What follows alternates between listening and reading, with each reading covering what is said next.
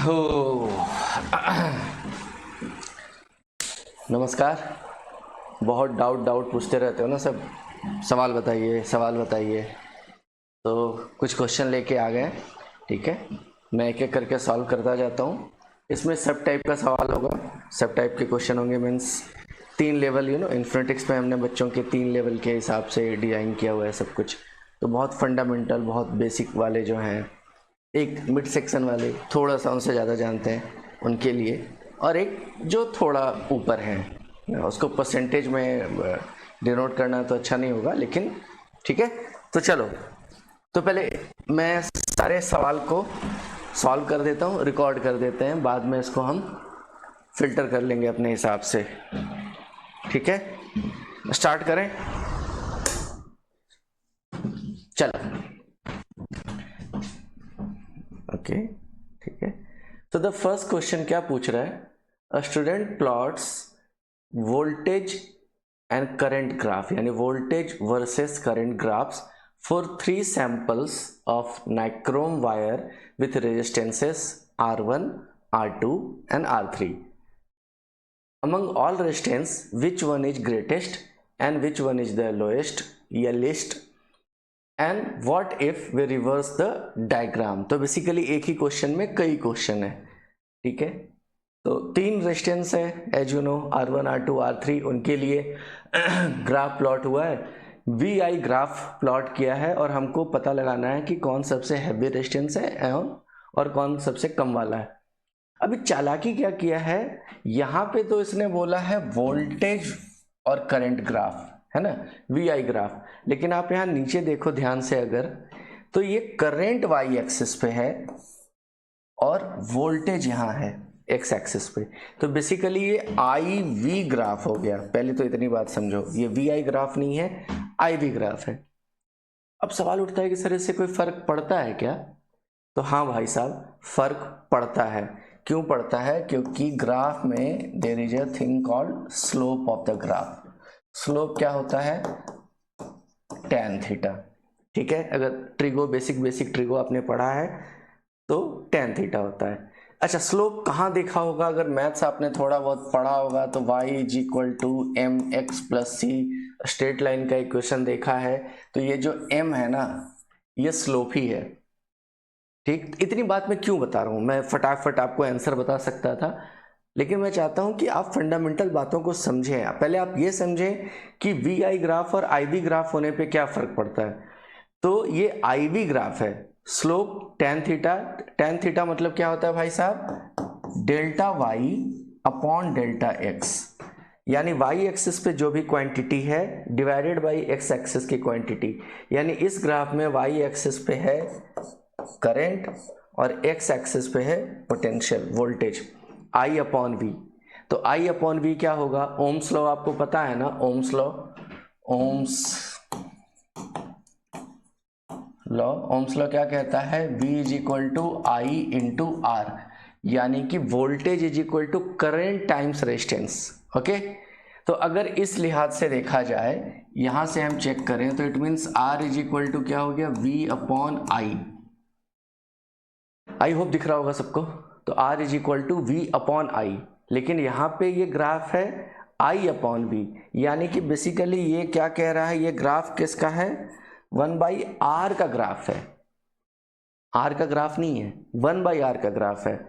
यानी कि जिसकी स्लोप सबसे ज़्यादा होगी बेसिकली वो सबसे छोटा होगा, और जिसकी स्लोप यानी कि जो पोटेंशियल की तरफ होगा ना, वैसे भी इसका कॉमन शॉर्टकट सिखाता हूँ।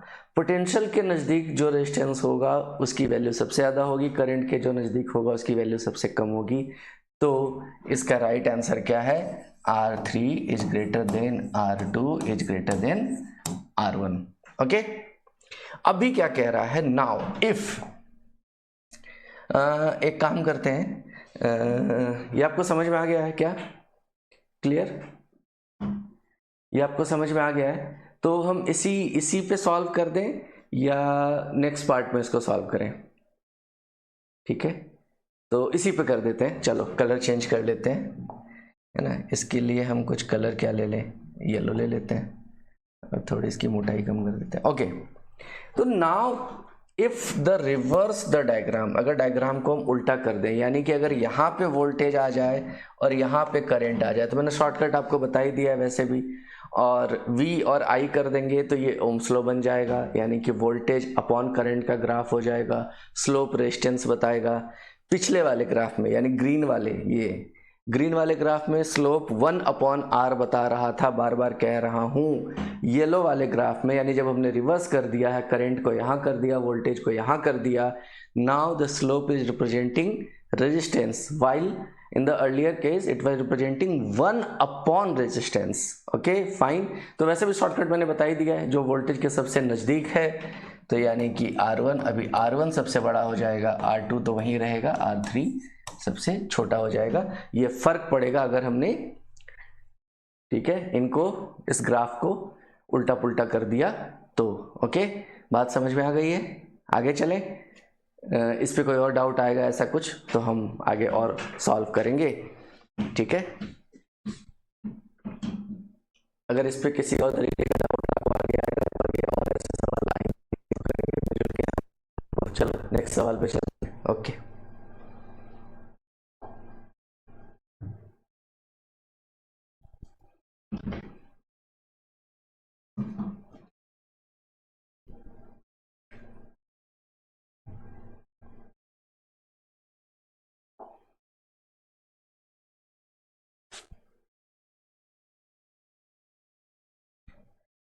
A cylindrical conductor of length L and uniform area of cross section A has resistance R।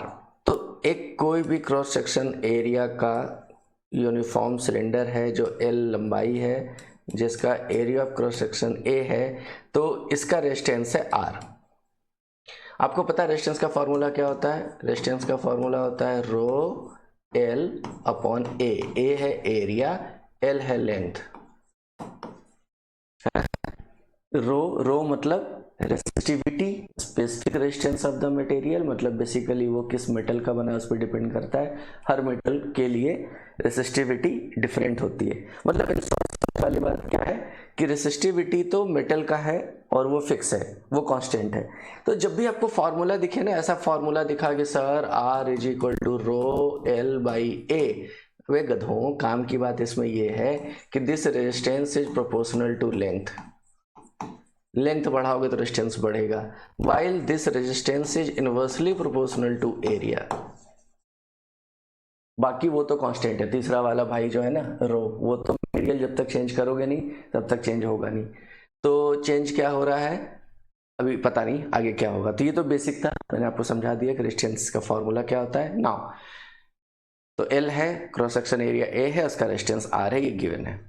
The area of cross section other conductor of same material and same resistance but of length 2L in terms of R is, in terms of A होना चाहिए I guess. वो कह रहा है same material same resistance but length 2L कर दिया गया है। तो ये कह रहा है कि रेजिस्टेंस को सेम ही रखना है, लेंथ 2L हो गया है, मटेरियल सेम है, सो यानी रो चेंज हुआ नहीं है, तो इसका भी R ही रखना है। क्लियर? बात कुछ समझ में आ रही है क्या? यानी कि मोटा मोटी आपको ये कह रहा है कि L upon A must be equal to 2L upon यहाँ पे X। इसको क्या करें, क्या करें भाई साहब बताओ? अगर हमको R सेम रखना है तो, है ना, यही तो मुद्दा है ना। सोच के देखो क्या कह रहा है कि लेंथ को डबल कर दिया हमने, रेजिस्टेंस लेकिन सेम रखना है, सेम मटेरियल चेंज नहीं हो रहा है, same resistance but of length 2L। तो the cross section area of another conductor in terms of R नहीं होना चाहिए, इसका आंसर, इसका इन टर्म्स ऑफ A होना चाहिए। मतलब यहाँ पे थोड़ा मिसप्रिंट है, A के टर्म्स में। तो भाई साहब 2A करना होगा, सिंपल है। अगर L को 2L किया है तो A को भी यहाँ पे 2A करना पड़ेगा ना गुरु, तभी तो ये रेशियो सेम रहेगा। आप रेजिस्टेंस चेंज नहीं कर रहे हो, resistance is equal to rho L by A, है ना। तो यानी कि R is equal to rho change हुआ नहीं है, एल को आपने 2L कर दिया है तो एरिया को भी 2A लिखना पड़ेगा ना, तभी तो सेम रहेगा, हाँ या ना? ठीक है, मेरे ख्याल से बात समझ में आ गई होगी। ठीक है, पक्का? प्रोसेस कर लो इसको, कोई कंफ्यूजन है तो मैं यही हूँ, आप यही हैं, मैं आपके लिए अवेलेबल रहता हूँ, पूछिएगा। तो चलो नेक्स्ट सवाल पे चलते हैं। हो।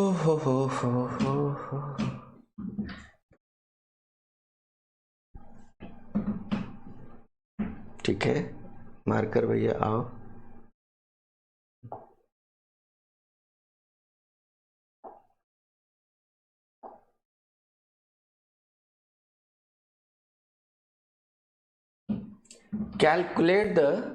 Calculate the resistance of a metal wire of length 2m and area of cross section 1.55 into 1.6 है या 106 है, 106 metre square if the resistivity of the metal. ये तो सिंपल फार्मूला बेस्ड है भाई। नहीं, अभी मैंने क्या बताया था, रेजिस्टेंस का फार्मूला रो एल अपॉन ए। रो कहाँ गया, रेजिस्टिविटी ऑफ द मेटल ये दिया हुआ है ओम इंटू मीटर। ओम मीटर में जो दिया हुआ है ये क्या है, ये रेजिस्टिव, रो बोलते हैं इसको। ठीक है, रो, आई थिंक यही होता है, चेक कर लेना, वैसे यही होता है। तो ये रेजिस्टिविटी, ये मेटल के लिए होता है स्पेसिफिक। ये जो आपका दिया हुआ है दिस, ये क्या है, ओके समझ गया मैं, यहाँ पे थोड़ा सा गड़बड़ है कंप्यूटर जी। ये बेसिकली ये है 1.55 इंटू 10⁻⁶ वाला, ये वाला एरिया है sir, square, and the length is 2 metre. तो भाई साहब सॉल्व कर लो, करना पड़ेगा क्या, नहीं कर सकते हो। रेजिस्टेंस इज इक्वल टू रो कितना है, 2.8 इंटू 10⁻, ये भी -8 है, ये सफिक्स की सुपरस्क्रिप्ट की प्रॉब्लम है, एडिटर साहब को बोलना पड़ेगा, इंटू 2 मीटर, सब SI यूनिट में ही गिवन है, तो किसी का भी यूनिट भी चेंज नहीं करना है। No need to change the unit system of the question. 10⁻⁶, ये मीटर स्क्वायर में होगा, ये ओम मीटर में इसका यूनिट ओम मीटर होगा, तो सारे मीटर कैंसिल होंगे, आंसर जो भी बचेगा ओम में बचेगा। तो पहले तो देखो 10⁻⁸ है, उसमें से ये 6 जाके ऊपर क्या हो जाएगा, ऊपर ऊपर ऊपर ऊपर ऊपर 6 भी तो निगेटिव में हो जाएगा ना, ये तो बहुत लो रेजिस्टेंस बनेगा भाई। अब बनेगा तो बनेगा, मैं क्या करूं। और ये 2 है तो ये 5.6 हो जाएगा, 2.8 इंटू 1.55, मेरे पास कैलकुलेटर है नहीं, चेक करो, ये -14, और जो आंसर आएगा ये ओम में आएगा, है ना। 15 दिया 45, 15 चौका 60, 4 के नीचे ही रहेगा अप्रोक्सीमेटली। कैलकुलेटर में यूज कर नहीं रहा हूँ तो आप चेक कर लेना, यही आंसर आएगा। ओके, आगे तो सिंपल था यार, फार्मूला बेस्ड था, एकदम लेवल 1 क्वेश्चन था ये, है ना, करंट इलेक्ट्रिसिटी का रेजिस्टेंस का लेवल 1 क्वेश्चन। चलो आगे चलते हैं।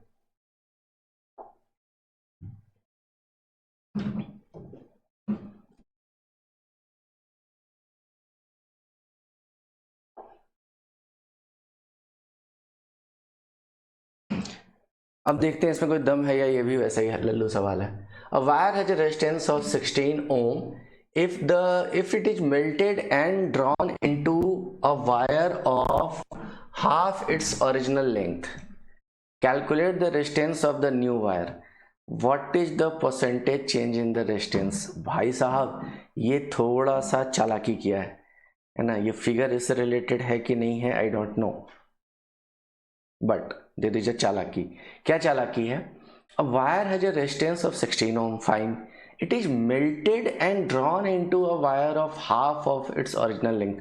तो फिगर तो सही है, आंसर सही है कि नहीं है आई कांट से। फिगर सही है कि उसको मेल्ट कर दिया, लेकिन कैच इन द क्वेश्चन क्या है सर, ध्यान से, मेल्टेड तो यानी उसका वॉल्यूम चेंज नहीं हुआ है। पहले जो वायर था आपने उसको मेल्ट किया, आपने उसको रीडिजाइन किया, रीस्ट्रक्चर किया, अब उसका वायर छोटा कर दिया, तो सर उसकी मोटाई तो बढ़ गई होगी ना, एरिया ऑफ क्रॉस सेक्शन तो बढ़ गया होगा। Got it? तो वैसे तो इसका एक सिंपल फॉर्मूला होता है, मैं चाहूँ तो आपको वो बता सकता हूँ, ठीक है? तो वो शॉर्टकट तो है ही है, लेकिन पहले समझते हैं, थोड़ा सा मैथ समझते हैं उनके लिए जो फंडामेंटली थोड़े से जिनको दिक्कत होती है, स्ट्रगल करते हैं। भाई साहब समझो, वॉल्यूम चेंज नहीं हो रहा है, so volume 1 is equal to volume 2, melt करके वायर को रीडिजाइन किया गया है। अब वॉल्यूम क्या होता है sir? Area of cross section and length का मल्टीप्लीकेशन, है ना? अगर ये वायर है तो ये एरिया है और ये लेंथ है, क्लियर? तो एरिया और लेंथ का मल्टीप्लिकेशन तो वॉल्यूम होगा, तो area 1 length 1 must be equal to area 2 length 2, यानी कि area 1 upon area 2 is equal to क्या हो गया सर? L2 upon L1। अच्छा, L2 अपॉन L1 क्या कर दिया गया है? नया लेंथ जो है वो हाफ ऑफ इट्स ओरिजिनल है। L2 upon L1, L2 as इसको तुम वैसे कर सकते हो कि this is 1/2 L1 upon L1, तो ये कट गया, यानी कि 1/2। मैं एकदम बहुत ब्रेक करके समझा रहा हूँ। इसका मतलब क्या निकला सर कि A1 upon A2 is equal to 1/2, यानी कि क्रॉस मल्टीप्लाई कर दिए तो A2 is equal to 2A1। यानी A2 डबल है सर, क्लियर? वॉल्यूम अगर सेम रखा गया है तो रेजिस्टेंस, नया रेजिस्टेंस क्या होगा sir? R dash, raw material change हुआ नहीं है, L2 divided by A2। L2 sir क्या कह रहा है? L2 is half of L1, तो L2 is half of L1, रो है, रो गया नहीं है कहीं, and the A2 is twice of A1। तो यानी बेसिकली ये क्या निकला? 1/4, ये 1/2 और ये भी 1/2 है ना? मैथ्स में फंडामेंटल गलती मत करना। रो L1 अपॉन A1, और रो L1 अपॉन A1 कितना उसकी वैल्यू गिवन है? आई गेस 16 गिवन है ना, 16 ओम। तो ये basically 1/4 into 16 is equal to 4 ohm. So right answer था। यहाँ जो लिखा था वो क्वेश्चन आंसर लीक था बेसिकली। ओके, एडिटर साहब इन सब छोटी छोटी चीज़ों पे ध्यान दीजिए, क्वेश्चन का आंसर लीक मत किया कीजिए, लेकिन ठीक है चलेगा, मस्ती करते हैं। अच्छा एक बात समझो, अब तो मैंने बोला था, प्रॉमिस किया था एक शॉर्टकट सिखाता हूँ। अगर वॉल्यूम चेंज नहीं है, ध्यान देना, ये तभी ये शॉर्टकट काम करेगा अगर वॉल्यूम चेंज नहीं है, यानी वायर को स्ट्रेच किया गया है, वायर को मेल्ट करके छोटा किया गया है, स्ट्रेच किया गया है, यानी वायर का वॉल्यूम अगर चेंज नहीं है तभी ये काम करेगा। क्या काम करेगा? New resistance is equal to old resistance divided by length के चेंज का स्क्वायर, लेंथ के चेंज का divided by no no no no no no no no no sorry गलत लिख दिया मैंने, इनटू चेंज का स्क्वायर। क्लियर? नया रेजिस्टेंस इनटू, तो यहाँ पे चेंज कितना था देखो तो, पुराना रेजिस्टेंस तो 16 ओम है ही, चेंज कितना था? मेल्टेड एंड हाफ, यानी चेंज का स्क्वायर कर दो सीधे, तो 16 into 1/4 is equal to 4 ohm is the right answer. ठीक है, लेकिन याद, रिमेंबर, नोट कर लो दिमाग खोल के, क्या बोला मैंने कि ये तभी यूज होगा जब वॉल्यूम चेंज नहीं हुआ है तो। क्लियर? चले आगे। अब कितने सवाल और हैं भाई करंट इलेक्ट्रिसिटी के? ले लेते हैं, ज़्यादा है नहीं, मेरे ख्याल से ख़त्म ही होने वाला है। ठीक है, तो फिर ब्रेक लेंगे, गर्मी लग रही है मुझे थोड़ी सी। येलो पॉइंट ही, which resistance is 9 ohm, series parallel. मान लो लेट से ये पॉइंट ए है, ये पॉइंट बी है, ये सब 9 ओम है, ये भी 9 ओम है, ये भी 9 ओम है, ये भी 9 ओम है। ओके, अब ध्यान से देखो, मैंने बताया था, फिर से रिपीट कर दे रहा हूं, जब भी कहीं पे पाथ बटेगा, रास्ता बटेगा, है ना, यानी कि ए से बी जाने के कितने रास्ते हैं, एक ये रास्ता और एक ये रास्ता। क्लियर? तो यानी कि ऊपर वाला पाथ और नीचे वाला पाथ, जैसे दो पाथ अलग अलग हुए यानी दोनों आपस में पैरेलल हो गए। ठीक है, ऐसे भी समझ सकते हैं। और एक तरीका क्या सिखाया था कि करंट ऐसे गया, करंट बट गया, करंट डिवीजन रूल, और समझाऊंगा कभी, है ना। तो ये पोलरिटी प्लस और ये पोलरिटी प्लस, तो अगर प्लस प्लस और इधर से करंट वापस आके फिर दोनों मिल जाएगा यहाँ पे इधर, तो करंट आ रहा है माइनस माइनस, तो यानी कि जब प्लस प्लस और माइनस माइनस एक साथ हो तो भी पैरेलल कहते हैं। उतना डिटेल में नहीं भी समझना है तो सिंपल सिंपल, ये तो सवाल सिंपल है, इसमें पाथ बट ही रहा है करंट। ठीक है, तो यानी ये दोनों भाई जो हैं ये हैं सीरीज में, क्योंकि इसका प्लस जहाँ करंट एंटर किया प्लस, करंट जहाँ पे निकला ट्रेल किया माइनस, जहाँ पे एंटर किया प्लस, जहाँ पे निकला माइनस, तो अल्टरनेट पोलरिटी, या एक ही रास्ते में जितने घर पड़ेंगे, कि मेरी एक ही गली में ये भी घर था और इसी गली में आगे गया तो ये भी घर था, तो सेम गली में अगर घर पड़ रहे हैं तो सीरीज में है, उसके साथ वाली पैरेलल गली में पैरेलल। ओके, तो यानी कि सर इन दोनों की वैल्यू कितनी हो गई, ये दोनों मिलके कितने हो गए, 18 हो गया ना, 9 + 9, हाँ या ना, ये तो सिंपल था भाई। 18 और 9 का पैरेलल, तो आर इक्विवेलेंट, पैरेलल का डायरेक्ट फार्मूला या तो वो तरीका है 1/r1 + 1/r2 करोगे, उसमें 99% टाइम्स आप गलती क्या करते हैं, याद रखना वो फार्मूला होता है 1/r = 1/r1 + 1/r2। आप इधर तो सॉल्व कर लेते हो लेकिन उसको पलटी मारना भूल जाते हो, 1/r की वैल्यू निकलती है, आप वही वैल्यू रख देते हो सवाल में। इसीलिए मैं उससे बचने के लिए क्या करता हूँ, उसको रिजॉल्व करके मैं ऐसा लिख लेता हूँ r1 r2 / r1 + r2। तो इसमें भूलने का चांस खत्म, डायरेक्ट रख दो। मैंने कुछ नहीं किया भाई, उसी को उल्टा करके लिख दिया, ध्यान से देखो अगर, तो क्या है सर, 18 × 9 / 18 + 9, 18 + 9 कितना होता है, 27 होता है ना, पक्का ना, हाँ। तो 9 × 27 और 3 × 6 = 18, तो 6 ओम इज द आंसर। ओके, ये तो हलवा सवाल था यार, ठीक है, ऐसा नहीं बोलना गलत बात है कि हलवा था, हो सकता है जो पहली बार बना रहा हो कोई बच्चा डिमोटिवेट हो जाए कि मेरे लिए हलवा नहीं था, सबके लिए होता है। ठीक है, चलो।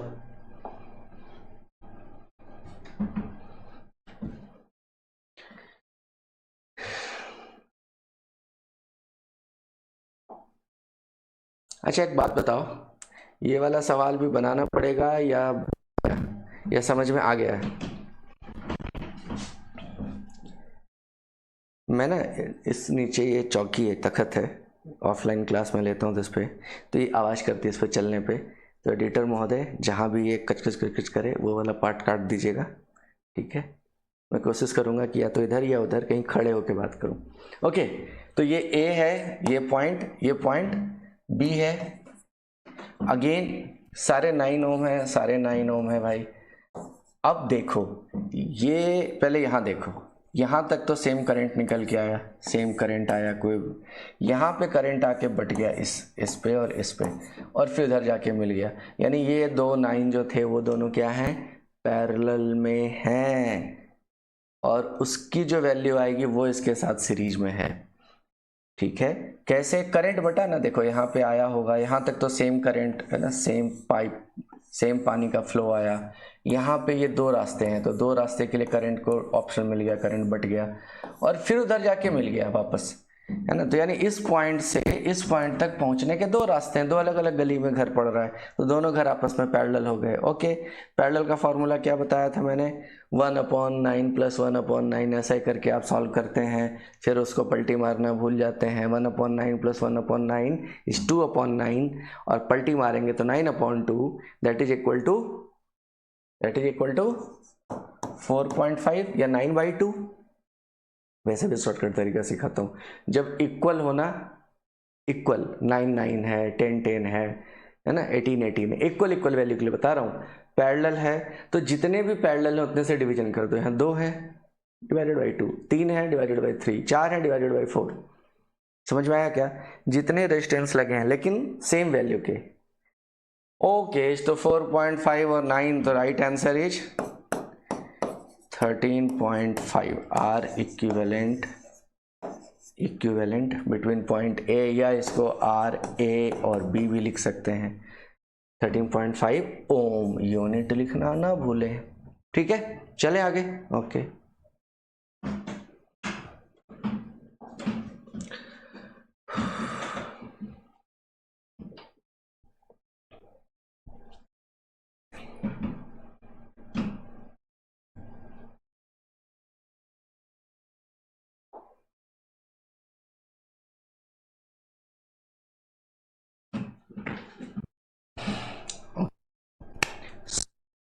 identical resistors are first presented in series and then in parallel. Find the ratio of equivalent resistance in two cases. ये भी बताना पड़ेगा। तो सीरीज में इक्वल है ना, आइडेंटिकल इक्वल है, तो यानी एक रेजिस्टेंस R है, एक रेजिस्टेंस R है। तो पहले सीरीज में किया भाई रेजिस्टेंस R और R, तो वैल्यू कितनी हो गई सर 2R। फिर उसी को पैरेलल में किया सर R, ये पैरेलल है, पैरेलल में करंट डिवीजन होता है, सीरीज में करंट डिवाइड नहीं होता है, पैरेलल में करंट डिवाइड होता है, सीरीज में वोल्टेज डिवाइड होता है, पैरेलल में वोल्टेज डिवाइड नहीं होता है। फिर से रिपीट कर दूं, सीरीज में करंट डिवाइड नहीं होता है, वोल्टेज होता है। पैरेलल में करंट डिवाइड होता है, वोल्टेज नहीं होता है। इस पे हम कभी और भी आगे चर्चा करेंगे। इसकी वैल्यू कितनी हो जाएगी, मैंने अभी बताया था कि जब इक्वल हो और 2 हो तो क्या कर देना है, सीधे R/2। अब आपको इनका रेशियो निकालना है, यानी कि 2R डिवाइडेड बाई R/2 है ना। ये सीरीज वाला था, ये पैरेलल वाला था। सीरीज और पैरेलल का रेशियो 2R अपॉन R/2। भाई साहब गलती मत करना, ये 2 ऊपर चला जाएगा ऊपर, तो रेशियो विल बी 4:1, 4:, चलो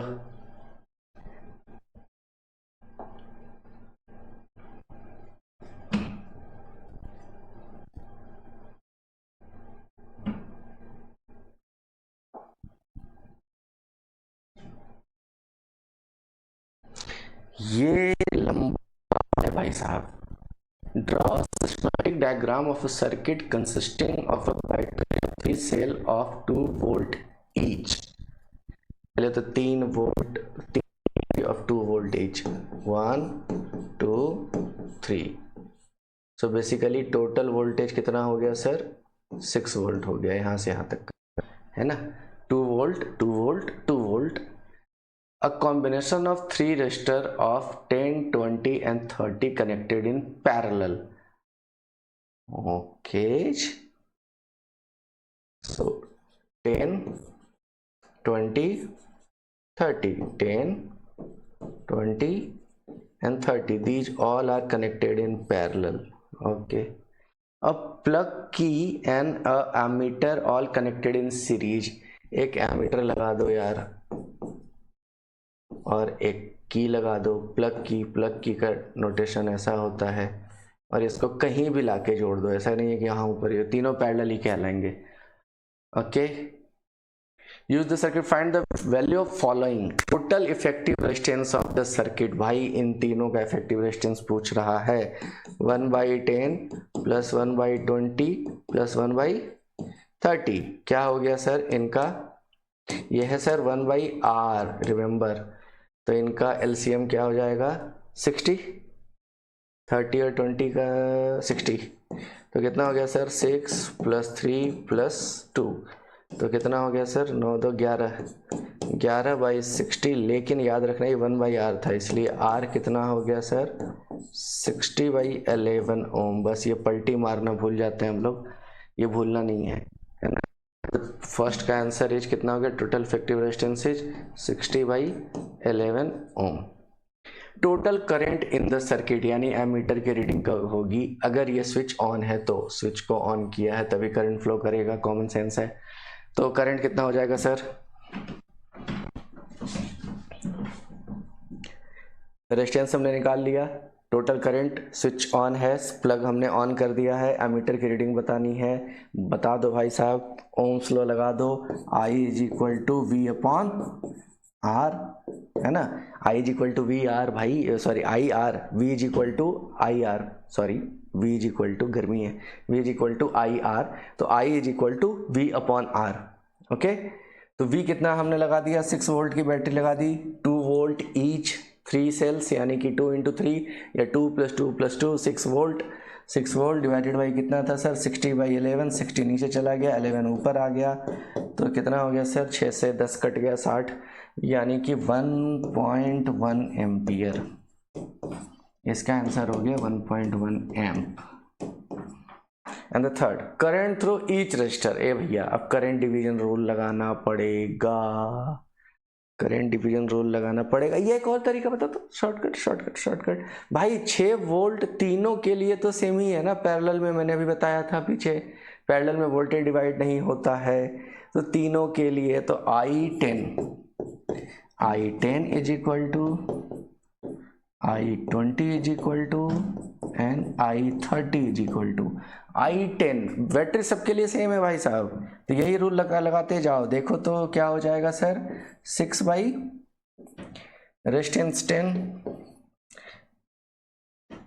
6 बाई 20, 6 बाई 30, बताना जरा, 6 बाई 10 तो 0.6 हो गया, 6 बाई 20 कितना हो गया, 0.3, और ये कितना हो गया, 0.2 एम्पियर, सब एम्पियर है। अब जरा एक ट्रिक चेक करो तो, 0.6 + 0.3 + 0.2, 0.6 + 0.3 0.9 + 0.2 1.1 नेट करंट, टोटल करंट, तो करंट डिवीजन हमारा सही हो गया। क्यों ये हो गया आसानी से, क्योंकि बीच में कोई रेजिस्टेंस और नहीं था, तो जो नेट वोल्टेज था वो इफेक्टिव टोटल सर्किट के लिए भी सेम है और इंडिविजुअल रेजिस्टेंस के लिए भी सेम है। ओके, अच्छा सवाल था। चलो अब बनाओ, ऐसे और सवाल लेके आते हैं हम लोग, है ना, और भी क्वेश्चन लेके आएंगे, आप भी बनाइए और आप भी भेजिए, हमारे पास बहुत क्वेश्चन बैंक है, चिंता मत करो, बहुत सारे सवाल हैं, अभी बहुत, पूरी वेबसाइट भर जाएगी प्रैक्टिस क्वेश्चन से और कस्टमाइज क्वेश्चन शीट से, है ना। आप जैसे हैं, जो आपको जैसी बात समझ में आती है, हम पहले आपके कंफर्ट जोन में ही आपको सवाल देंगे, क्योंकि हम आपको डराना नहीं चाहते, हम आपको सिखाना चाहते हैं। तो पहले थोड़ा तुम मोटिवेट हो, थोड़ा कॉन्फिडेंस बढ़े, पहले बिलीव आए कि नहीं मेरे से होता है, मैं कर लूँगा, फिर हम उसकी इंटेंसिटी को धीरे धीरे बढ़ाएंगे। इसके लिए चाहते क्या है कि हर बच्चे का ना लेवल हमको एग्जैक्टली पता चले, तो हम उसको उतना ही फीडिंग दें जितनी उसकी कैपेसिटी है, एंड ग्रेजुअली उसकी कैपेसिटी से ज़्यादा पहले हम उसका इंटरेस्ट एरिया और प्रोवोक करना चाहते हैं, बढ़ाना चाहते हैं। हम चाहते हैं कि आपका रिटेंशन बढ़े। हम आपको यहाँ पढ़ाने नहीं आए हैं, हम यहाँ पे आए हैं कि कुछ ऐसा क्रिएट करके दें कि आप खुद पढ़ें, आपको लगे कि वाह मज़ा आ रहा है, थोड़ा और ट्राई मार के देखें क्या। सो ठीक है, मतलब आदत है यार, निकल जाती है बात। चलो मिलते हैं।